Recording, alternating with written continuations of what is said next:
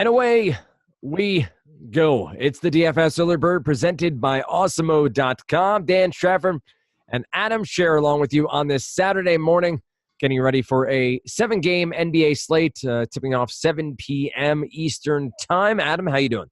Doing pretty good. Looking forward to another, 6-7 game slate. I really enjoy these. Yep, shorter slates. Shorter in the larger sense. Not that that makes any structural sense in a sentence, but you get what I'm saying. The smaller of the larger slates typically to be my favorite as well. We do have 7 games on tap. There is a 6 p.m. all-day slate that you can get into as well, but we're not going to do that here. And don't forget, you get your typical shows on Saturday, so you'll want to stay tuned for those throughout the day over there on YouTube. That's free. If you want to be a member of Awesemo.com, I'll remind you here up front, use the promo code EARLYBIRD. That gets you in for 50% off your first month. Baseball is nearly upon us, so you'll want to be in for that. And NBA will continue rolling along with NHL and PGA and the rest of the content you get from Awesemo.com. So do that now. Get in, 50% off with the promo code EARLYBIRD, one word, over there when you check out. So, Adam, we have a 7-game slate. We have a number of notable injuries coming into this one that will need some monitoring. I know that Zach LaVine is a game-time decision. I know Steph Curry is already listed as out. CJ McCollum is out. He has started to go through some light dribbling work, but should not be back for a little while now. Mike Conley was out Friday, should be back Saturday. They claimed it was rest. I'm glad they didn't call it load management, but that's just me. Avery Bradley was also out on Friday. He underwent imaging, which revealed a contusion within his right shin. It seems that he'll be out at least a week or so from a couple days ago, so he'll be out on Saturday. These are just the point guards. Other injuries to talk about over the other positions. Anybody that stands out the most, is it the Steph Curry injury here that probably influences this slate the most? Yeah, I think so, because you get a clear value play basically in the same mold as Tyler Dorsey was last night. Not that I'm saying Quinn Cook scores 50 points, but just a minimum price, flat minimum guy who should soak up around 30 minutes in a favorable matchup against Dallas. So you have that, but that value opened up, but then you also just get, a boost for guys like Durant and Thompson and Cousins. So it really just changes things at basically every position. Right. You get the usage and the assist rate and the rest there for the other Golden State players. As we go through each position, we'll touch on that and make sure to talk about what is the biggest upside play. We can start at the top here where you have Dane Lillard, who is 10-1 without CJ McCollum. He's made mention that he's not necessarily looking to score more, just looking to be aware that McCollum's not on the floor. So he's trying to do more in any way possible to help Portland keep their head above water heading into the playoffs. So you have Detroit at Portland here. Dame is 10-1. Devin Booker is 8-8 against Sacramento. Doncic, who is now point guard, shooting guard eligible on DK. I think that happened around Tuesday or Wednesday this week. He'd been point guard, small forward for a long while. Then you got Donovan Mitchell against Chicago. He is point guard, shooting guard eligible, maybe a little bit more influence here at shooting guard. Simmons, Trae Young, De'Aaron Fox, and we roll on from there. Let's go 7K and above. So Conley on up through to Dame Lillard. Who are some of your favorite plays? Yeah, pretty stacked position here. I think you have to start with Lillard. Not a good matchup against Detroit, who plays slow, and they are a competent defense. But Lillard without McCollum is just really, really productive. If you look overall this season, he has he's averaged 1.57 DraftKings points per minute without McCollum on the floor. If you put Yusuf Nurkic on the floor to at least make sure that you're not just getting numbers of Lillard playing with the second unit, he's still averaged 1.5 points per minute. The usage rate drops, the assist percentage goes up. He is just clearly a better play without McCollum, and I don't think the price point has adjusted quite enough. So he's certainly a good play. You mentioned Devin Booker in a pace-up spot against Sacramento. The Kings have been reasonably good defensively of late, but this should just be an up-and-down game. So Booker with point guard and shooting guard eligibility is really appealing. De'Aaron Fox stands out on the other side of that for me as well. In the matchup against Phoenix, which is a terrible defensive team, they really can't do anything to slow anyone down defensively. And Fox is back to playing 35, 36 minutes a night. He's just, he's around a 1.1 fantasy point per minute guy. So getting him at a sub 8K price tag is really appealing. Trae Young obviously has a ton of upside, playing 33, 34 minutes. It's hard to differentiate between these guys. So it's a spot where I won't be looking in tournaments to just like grab one and, have my night hinge on them. But I think that I'll have a lot of exposure to this entire group. Right, and you'll have probably some pretty balanced ownership percentages, I would assume, across this group because of that, right? Yeah, I would expect to. All right, so stay tuned for that on Saturday, where you get Adam and Emac on the live show early on in the day, and you get at least the first semblance of what Adam has going in his crunches and how his projections are working. All that will be part of the deep dive, which Adam writes, and then you get, of course, live before lock Saturday later on in the day. That's typically just Eddie, or is it Eddie and somebody? I'm not around much on the weekends. I don't know if you guys have noticed that or not. I'm actually not sure. I think it's just Eddie typically on the weekends, where Eddie does his best soliloquy. He just goes out there and rambles for a while. As we get older, it just sort of word vomit and things come out. Let's talk about the rest of point guard. You already mentioned Quinn Cook all the way at the bottom. He will, I assume, be fairly highly owned here. You made mention about Dorsey that he was only 40% or so owned in the tournaments you saw him in. A bit of a surprise to me that number wasn't higher. Didn't play a ton on Friday and don't play in the same tournaments. Adam does typically, but what do you got in the rest of the point guard position? How much, it's a position where you're trying to figure it all out. How much Jimmer Fredette is too much? No, I'm kidding. What do you got at the rest of point guard? Yeah, interesting to see how many minutes he plays and revenge narrative against Sacramento too.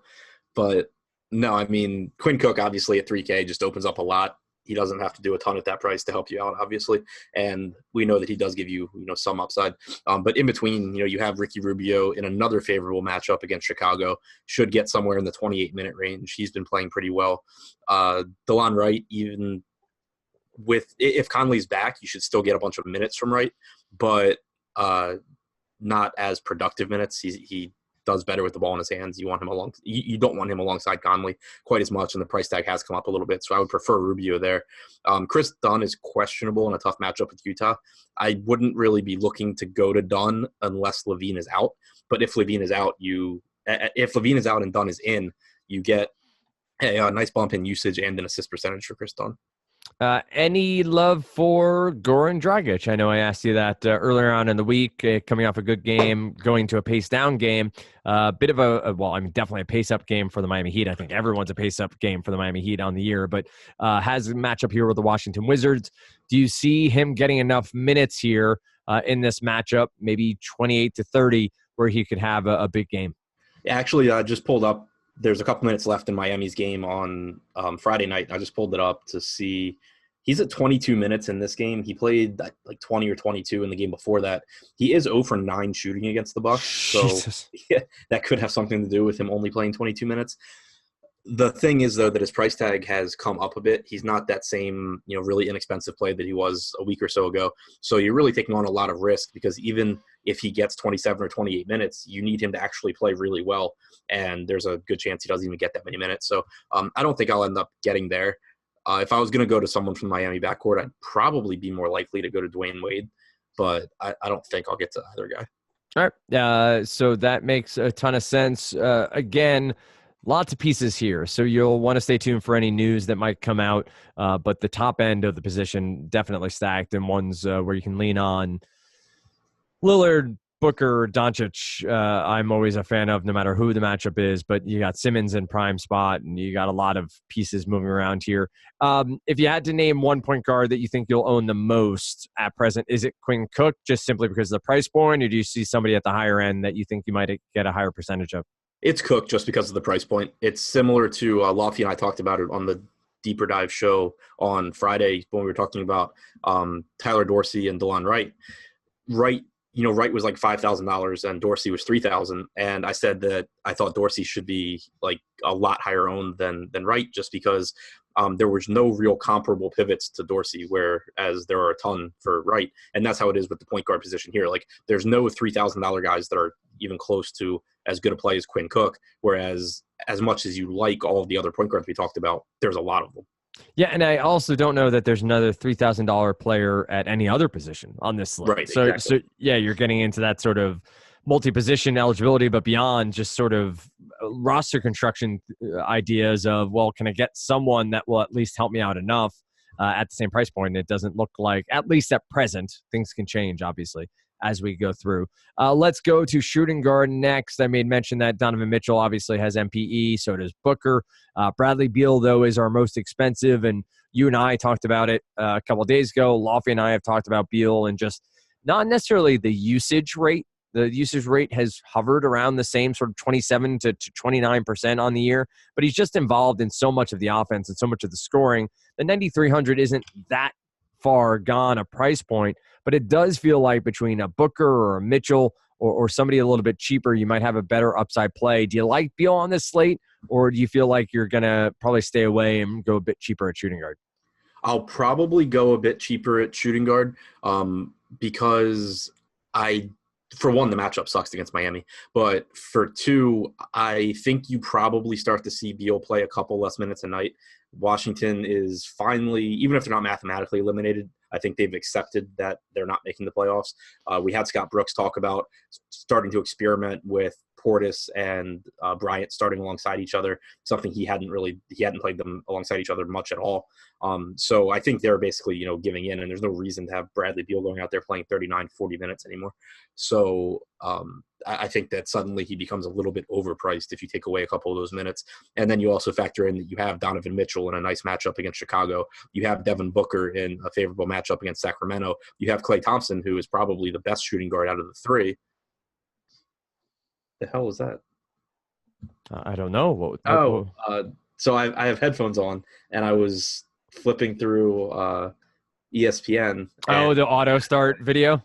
Yeah, and I can't figure out where the hell it's coming from, but there we go. I've had that many a time with Lofty, and or just doing it even at work. Like I'll be on a work call, and all of a sudden I'll click on the wrong tab, and you get random highlight audio at like 110%. Right. It's not like you get it at 5% where you're like, oh, it's a faint noise. No, you get the loudest noise in your ear of sneakers screeching on hardwood and a play-by-play call. But this wasn't even highlights yet, though, so it didn't dawn on me what it was. It was just like music, and so I thought like one of us had like opened up like YouTube or something by accident or something.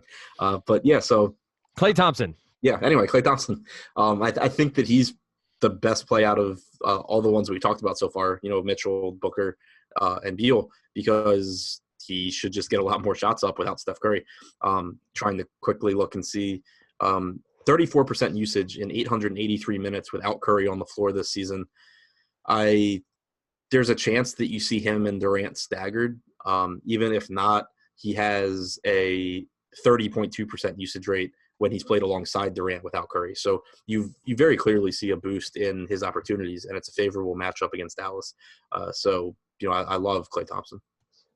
Makes a ton of sense to me, and would assume he'll be a fairly popular play on this Saturday slate. Even at 7,400, he'd been hovering in the 6K range earlier on in the season, but would assume we're going to get a decent amount of ownership therein. How about mid-tier, the likes of a JJ Redick at 5,300? Wayne Ellington's been playing a ton of minutes for Detroit. He's at 4,300 against Portland. What do you got sub 6K for shooting guard? Not a lot. Satoransky's in a tough matchup. Andrew Wiggins is in a tough matchup. Ingles is Ingles. Redick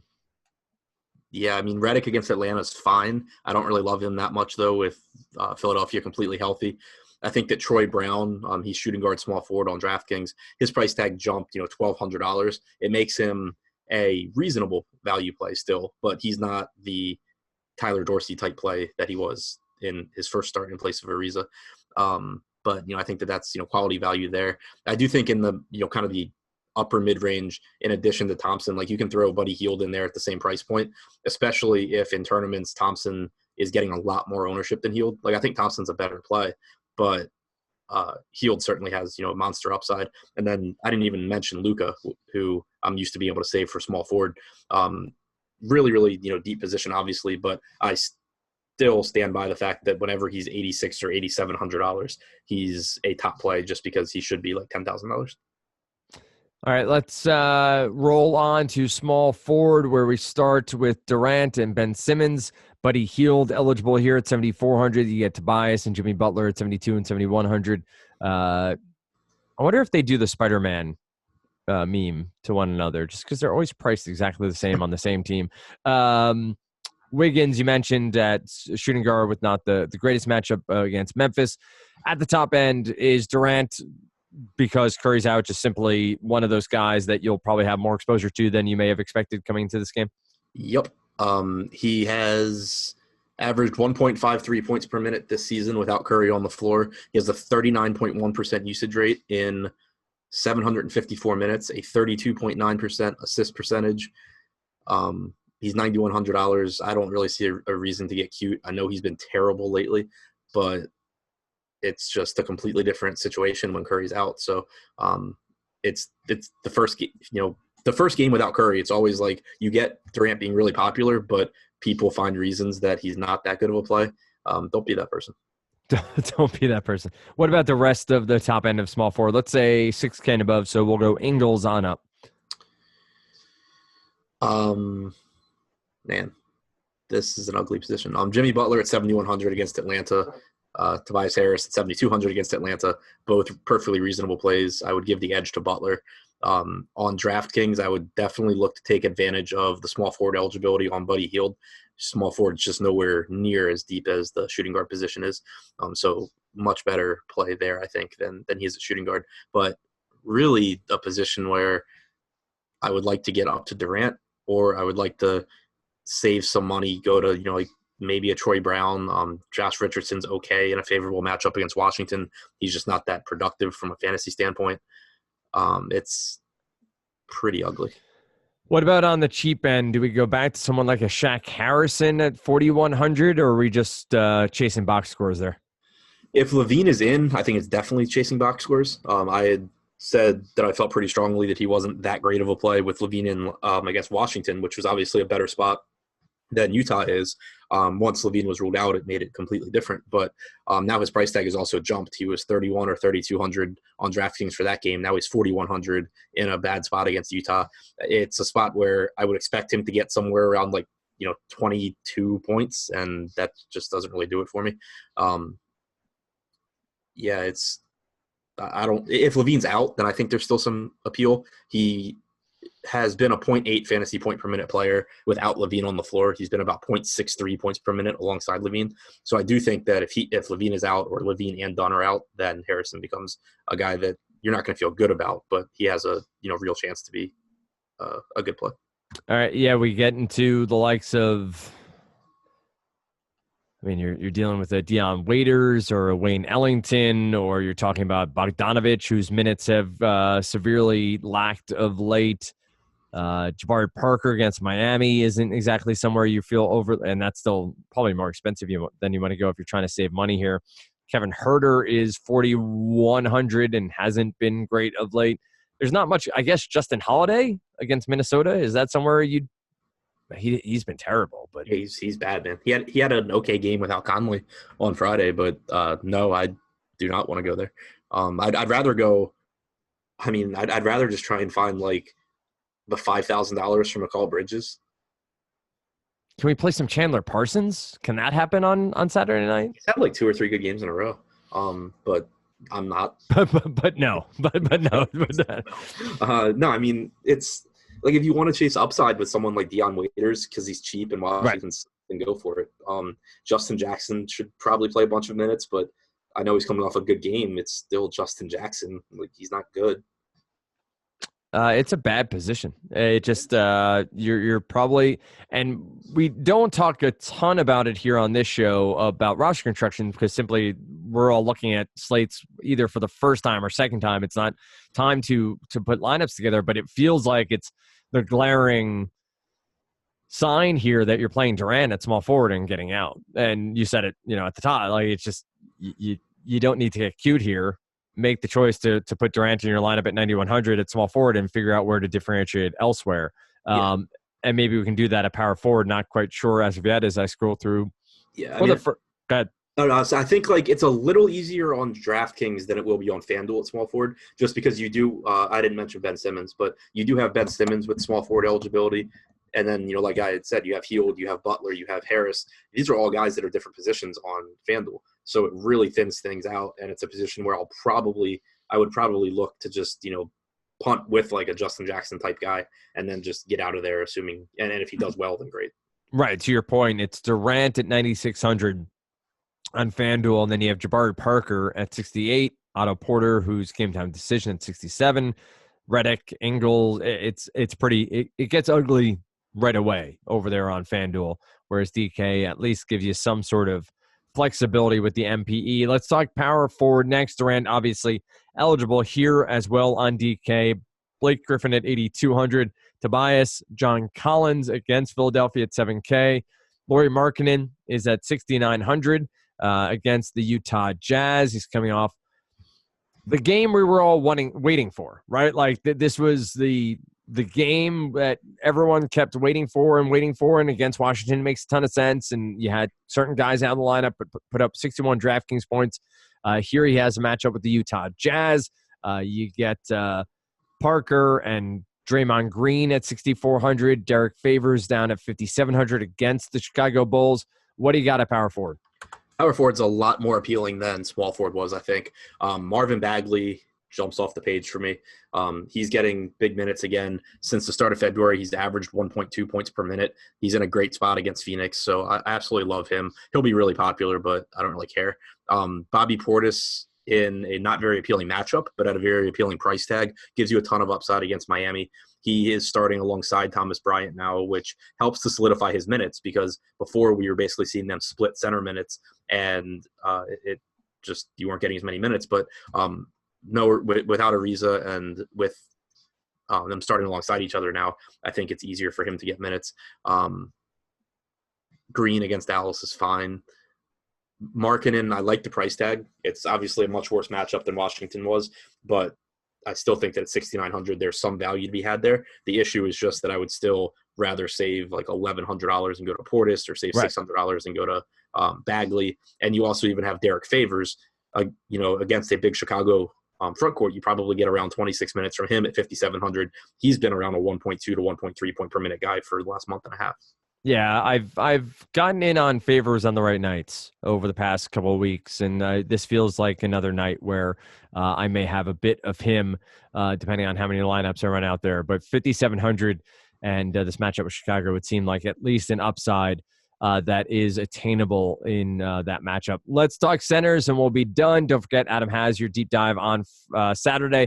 You get to EMAC and Adam early on with the NBA Strategy Show. And then I'm pretty certain there's a live before lock. Don't quote me. You know what? Quote me on that. Tweet me on that if you so choose. Just let me know over on Twitter. And you can quote tweet Eddie, and then he can let me know I was wrong. So that'll work out really well. So let's go to center next, 10-7. And as always, like the video on YouTube, rate the podcast over on iTunes, Stitcher, TuneIn, wherever you are. Leave a comment. Love reading them. We read the best ones here on the podcast. And as always, Adam's giving away a free subscription. I'm kidding. He's not giving away anything. But let's I should do that to you one time when Lofty and I are on. I will say that you are giving away a free sub to Awesemo, and then make sure people tag you on Twitter. God. Let's go to center, where Embiid is against Atlanta 10-7. That's the right price, right? He's fairly priced here at 10-7 against the Atlanta Hawks. I think it's too cheap. Do you still? Okay. It's a really fast-paced game. It's a bad Atlanta defense. I think that, especially because you have Towns, the thing with Embiid has been that Towns has been in really good matchups on the same slates, but now you have a less appealing matchup for Towns than for Embiid, similar price points. So I do think Embiid's a good play here. He should just absolutely go to town against Atlanta. The issue is just that, as usual, it's a really deep position with some very clearly underpriced guys. Embiid over on FanDuel is at 12-1. Karl-Anthony Towns at 11-3. Drummond at 11K, and then we drop below 10 to Gobert, Cousins, Nurkic, Ayton, Valanciunas is at 7,800 in that order. Yeah, I think you make the right point. It kind of feels like it's outfield in baseball where there's so many different plays we can talk about depending on the slate and depending on how you're constructing your lineups. But you have Embiid, you have Towns against Memphis, you have a ton of injuries there in Memphis. Not necessarily the worst matchup, but you feel better about Embiid here, right, at $200 more. Yeah, pretty much. I mean, Towns is around a 1.6 fantasy point per minute guy on average without T or Rose on the floor. And Embiid is around the 1.5 fantasy point per minute guy. When you factor in the matchups, I think it gets really close between the two of them. I think that if people really prefer Embiid, then I'd be fine going to Towns or just going cheaper. But ownership aside, I'd give a slight edge to Embiid. All right, let's talk about the rest. You have Nurkic down there. Well, let's actually go to we have Gobert against Chicago, which would seem like a good rebound matchup here for Rudy Gobert. Nurkic at 7,300. Cousins sits at 73. And Ayton against Sacramento would seem like an upside spot as well at 7,100. Any of those guys in the mix here for you, or would you rather go Town/Embiid or go much cheaper at the position? Yeah, I think that I like Gobert. It's another slate where I think it'll be tough for me to get to him just because there are so many good options, and I don't think he'll be the one that jumps out at his price point. But if I ended up there, I like the matchup. Andre Drummond at 9,000 on DraftKings is still way too cheap. I know he's more reasonably priced on FanDuel, but you're talking about probably 35, 36 minutes. Again, not as good a matchup as he had against Phoenix last time out, but just one of the best or the best rebounder in basketball. Plays big minutes, averages around 1.3 points per minute. He should not be $9,000. Cousins has averaged 1.4 points per minute without Curry this year. He has a nice matchup against Dwight Powell and whoever else plays for Dallas. Nothing there that's like scary. And then you get Nurkic in not a great match. I have got to stop going on ESPN. I'm glad we're not on video for that one. I actually jumped because it kicked off with what sounded like a gunshot to the video, and I just almost jumped out of my chair. You say that about yourself, but I really wish you were on video for that. But go on. Yeah, so I mean Nurkic at 7,300, not the best matchup against Detroit, but like we had talked about with Lillard, he gets a sizable boost without McCollum on the floor. So I like that. And then I like DeAndre Ayton in a very good matchup against Sacramento, one of the worst rebounding teams in the NBA. Fast-paced game. And you have Valanciunas against Minnesota, who he's coming off of a 65-point DraftKings game last night. His price tag is basically the same as it was. So I really like him too. It's a really, really deep position. It strikes me as a slate where my ownership will be very concentrated at small forward. It'll be pretty concentrated at power forward. And then it'll be spread out amongst the guards and centers. All right, let's do the typical question here when I am on at least. We'll do 10K and above. Only three players, Lillard, Towns, and Embiid. If you had to pick one of those three, which would you build around for this slate? Kevin Durant, but I'll get to that next. Really, I guess Embiid. All right, so let's talk 9K or above. That's Drummond, Durant, Beal, Lillard, Towns, and Embiid. Durant. I think I would actually say Lillard for the 10K and above. Okay, so let's have some fun. I'm going to see if I can build a Durant Lillard lineup and see where I end up. It's probably going to be pretty ugly, but with Quinn Cook should at least give me some flexibility there.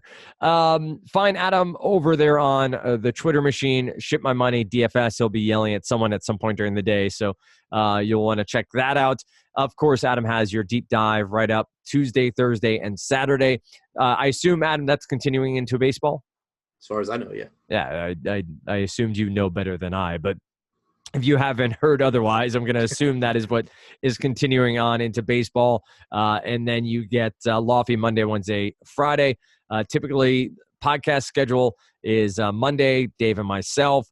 Tuesday, it's EMAC and Adam. Wednesday morning, it is Adam and myself with Dave still playing roller hockey because he thinks he's not a grown-up yet. I think we're done with that. Oh, are we done with that? I mean, not him in roller hockey. That'll probably be forever. No, I think we're back on our normal schedule now. Oh, or the playoffs finally over. Yeah. All right, so Lofty and I Wednesday morning, Adam and EMAC Thursday, Dave and I again on Friday, and then EMAC again with Adam on Saturday. Don't forget, find me on Twitter at Dan Strafford if you so choose, and then you can find us over at Awesemo.com. So use that promo code EarlyBird, get 50% off of your first month of your subscription. With that said, we wish you the best of luck on this Saturday slate. We'll check you back here Monday morning. Dave and myself right here on the DFS Early Bird presented by Awesemo.com.